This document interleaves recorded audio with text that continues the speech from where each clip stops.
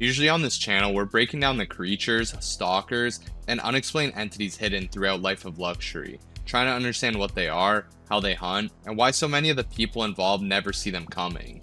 But in this video, we're doing something different. Instead of analyzing a single case, we're looking at how you could actually survive if you found yourself in the Life of Luxury universe. From hidden stalkers living inside walls, to creatures hiding in basements, attics, crawl spaces, and even under floorboards. We're going to break down the patterns these entities follow, the warning signs people ignore, and most importantly, what you can do to avoid becoming the next victim. We'll be looking at common mistakes made throughout these cases, what environments put you at the highest risk, when most attacks seem to happen, and how to maximize your chances of making it through the night.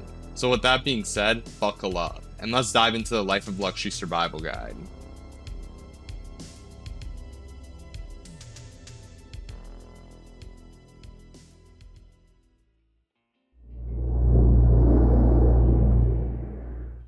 One of the biggest factors that may determine whether you survive in the Life of Luxury universe is where you choose to live. At first, location may not seem that important. A creature is a creature, right? But after analyzing dozens of cases throughout the series, a clear pattern starts to emerge. These entities rarely, if ever, reveal themselves in crowded public spaces. Instead, they almost always appear in places where their victims are isolated, vulnerable, and far away from immediate help. Over and over again, we see these creatures operating in environments where they control the situation. Abandoned homes, quiet neighborhoods, basements, attics, crawl spaces, forests, empty roads, and houses with little to no nearby witnesses. These entities seem to thrive in darkness, privacy, and silence. Places where screams go unheard and strange noises can easily be dismissed. Whether they're hiding under floorboards, inside walls, or just outside a bedroom window, isolation consistently works in their favor. Because of this, one of the smartest survival strategies is simple. Avoid isolated environments whenever possible, especially after dark. Going for late night walks in wooded areas, investigating noises outside, exploring abandoned properties, or living miles away from other people dramatically increases your chances of becoming a target. Most Life of Luxury victims don't die because they're weak, they die because by the time they realize something is wrong, nobody is close enough to help. A suburban neighborhood may offer a decent balance. You have nearby houses, other people, and at least a possibility of drawing attention if something goes wrong. But even that isn't perfect. Throughout the series, we've seen entities infiltrate family homes, disguise themselves as people victims trust, or hide inside the home itself for weeks before being discovered. So while suburban living may lower your risk compared to total isolation, living alone is still a major vulnerability. Having roommates, family, or even regular contact with neighbors may be one of your biggest advantages. If your goal is maximizing survival, large cities may offer the highest level of safety. High-rise apartments, busy residential buildings, and densely populated areas create a major disadvantage for these entities.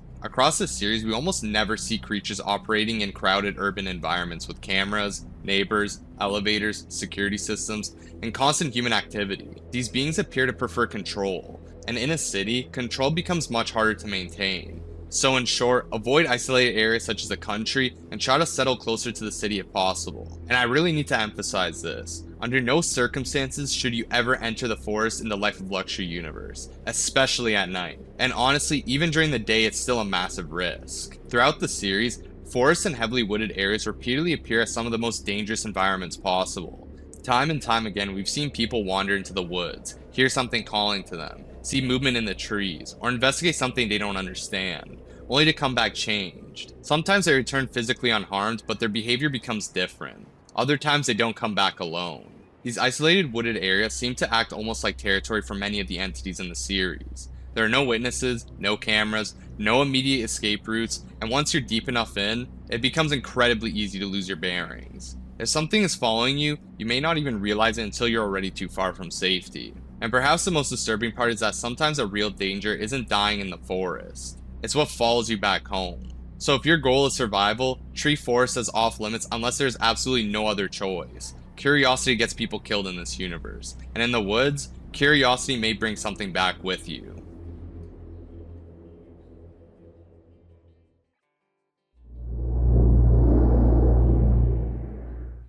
Another factor that may decide whether you survive in the Life of Luxury universe is when you encounter one of these things. Just like location, timing matters far more than most people realize. After looking through case after case, another pattern becomes impossible to ignore. Most of these entities become active almost exclusively at night. Throughout the series, the major attacks, sightings, and unexplained activity happen after dark. Hidden figures begin moving through hallways, creatures emerge from crawl spaces, things start scratching at windows, footsteps echo through empty houses, and whatever was hiding during the day suddenly becomes active. During daylight hours, many of these entities appear either completely absent, remain hidden, or become far less aggressive. Whether that's because of light sensitivity, hunting behavior, or simply because darkness gives them the advantage, the pattern is hard to ignore. This means daylight may be one of humanity's greatest advantages. In the day, visibility improves, people are more active, neighbors are awake, and it becomes much harder for something unnatural to move around unnoticed. Shadows are reduced, escape routes are clearer, and your ability to identify threats increases dramatically. Many of these creatures seem to rely on confusion, fear, and limited visibility to get close without being detected. Take that away, and suddenly their job becomes much harder. Because of that, if survival is your priority, nighttime should be treated like hostile territory. Never wander alone after dark. Never investigate strange sounds coming from outside your house. Never answer voices calling your name from the woods, the basement, or outside your window. Never open your front door past midnight for someone you weren't expecting. And under no circumstances should you go exploring isolated areas once the sun goes down.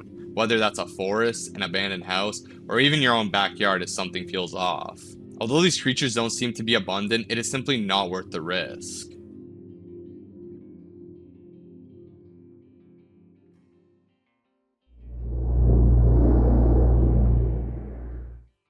In life of luxury, the internet itself isn't inherently dangerous. It's how you use it that can get you killed. Throughout the series, some of the most disturbing encounters don't begin in a basement, attic, or abandoned house. They begin with a screen, a strange listing, a suspicious message, a suspicious group, or even worse, something purchased off the dark web. And if there's one rule that should never be broken, it's this: never access the dark web. Ever. And under absolutely no circumstances should you order anything from it. Over and over again, we've seen Parker and Chester investigate the dark web and purchase pets, clones, mysterious boxes, cursed objects, or services that seem bizarre, tempting, or too strange to ignore. And almost every single time, it ended with something inhuman showing up at the front door. The moment you interact with that world, you are no longer just browsing. You're announcing your existence. You're giving your location, your curiosity, and in some cases, your address to people or things you know absolutely nothing about. In many of these cases, the victims don't go looking for a monster. They invited it in. Even outside the dark web, suspicious listings should be treated like a threat. If you come across a post that seems too good to be true, unnaturally specific, poorly written, emotionally manipulative, or just gives you that feeling that something isn't right, trust that instinct and walk away. In nearly every case throughout the series, the warning signs were there from the beginning. Strange photos, disturbing descriptions, sellers who avoid basic questions, listings that don't make any logical sense. And that's what makes it so dangerous. These entities don't always need to find you. Sometimes you bring them to your door. So in life of luxury, curiosity online can be just as deadly as wandering into the woods, because once you click the wrong listing, the encounter may have already begun.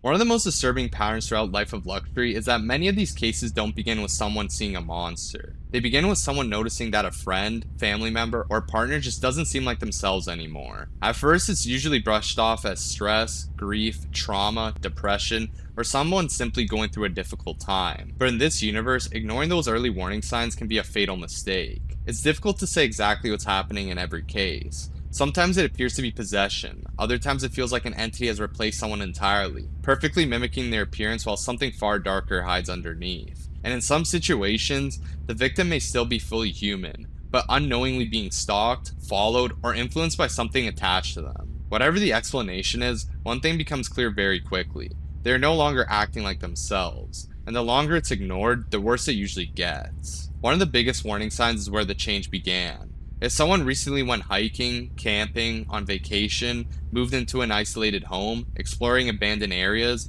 joined a group, picked up a new hobby, or started spending time in places far away from other people, pay attention. Over and over again in the series, people enter isolated environments and come back different. Sometimes the changes are immediate, sometimes it takes days, but the pattern is there. And if someone returns from the woods, a remote cabin, or a strange trip acting off, never assume it's just stress or exhaustion. Physical changes are often the clearest sign that something is seriously wrong. We've seen victims begin losing hair, developing pale or gray skin, moving differently, standing in unnatural positions, growing unnaturally thin, growing elongated limbs, or even having facial features begin to look distorted, almost mask-like. In some cases, black fluid, unexplained wounds, or strange bodily changes begin appearing around them. If you notice any of this, you are no longer dealing with normal behavior. Behavioral challenges can be just as dangerous. Increased aggression, emotional detachment, speaking differently, becoming obsessively protective over certain rooms, objects, or people, refusing to sleep, wandering the house at night, talking to things that aren't there. And if you notice their behavior becoming significantly stranger after dark, you need to take that seriously immediately. In this universe, nighttime activity is rarely a coincidence. And in some cases, the person may not be exhibiting any of these said behaviors, but still act weird or in some cases what people might assume is normal. For example, in the episode His Imaginary Friend Came to Life, Caleb isn't the same after his brother died. He becomes more aggressive and started talking to an imaginary friend, which some might assume is normal for someone dealing with such trauma, but they would be wrong. Later in the episode, it is found that the imaginary friend was not imaginary at all, and was an extremely dangerous entity which ended up consuming the entire family overnight. So what do you do if you suspect someone isn't themselves anymore? The first step is simple: create distance immediately. Do not confront them alone, do not sleep in the same house if your instincts are telling you that something is wrong. Leave the property, bring others with you if possible, and do not ignore your gut feeling just because the person looks familiar. From there, document everything. Record behavior changes, strange sounds, physical symptoms, nighttime activity, anything that may serve as evidence. Authorities may not believe you right away, especially if there's no obvious crime being committed. That's where investigators like Parker and Chester have repeatedly shown their value. Their experience with these cases, and more importantly, their willingness to actually stay the night and gather evidence, may be your best chance at finding out what's really inside your home before it's too late.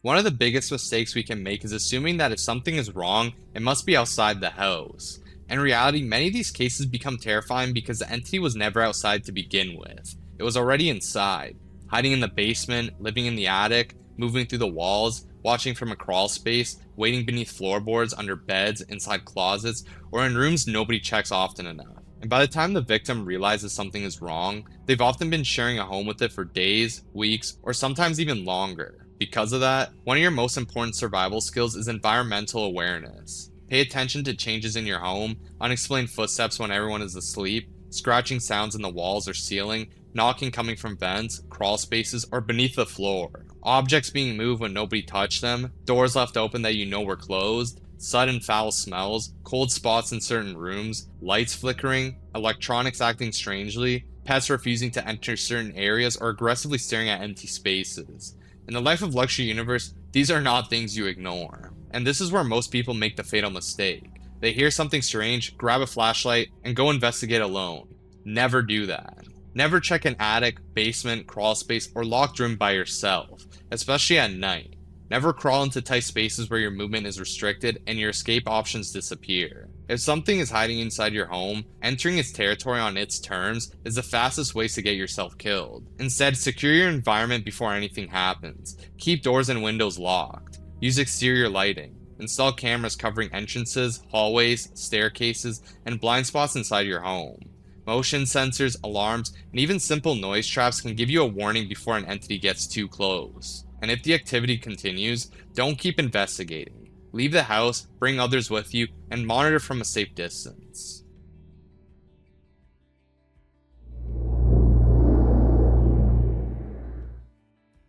When it comes to self-defense in the Life of Luxury universe, the truth is, there's no guarantee it will save you. Throughout the series, we've seen many of these entities display abnormal strength, speed, and aggression, often overpowering people with little effort. At the same time, most of them don't appear completely invincible either. The problem is, we don't truly know how durable these creatures are, what can actually injure them, or if conventional weapons are enough to stop them permanently. Because of that, your mindset should never be how do I kill it, your mindset should be how do I survive long enough to escape.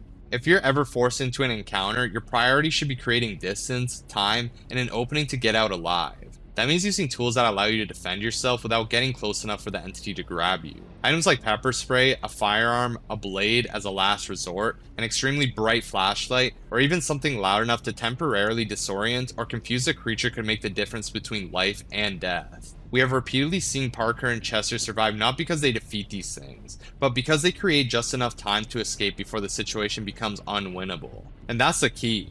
You are not hunting the entity, you are buying seconds. A few seconds to get out the door, a few seconds to get someone else to safety, a few seconds to reach your vehicle, lock a door, or put distance between you and whatever is chasing you. Medical supplies are also something most people overlook. If you live in this universe, having a medkit within immediate reach could save your life. Deep scratches, bites, blunt trauma, falls during escape, these things happen constantly in the series. Treating an injury quickly may be what keeps you conscious long enough to make it out. And if an encounter does happen, once you have created even the smallest opening, your next objective should be clear. Get to a populated area immediately. So if you're being chased, stalked, or you suspect something has entered your home, do not hide in a closet, lock yourself in a bathroom, or stay inside longer than you need to.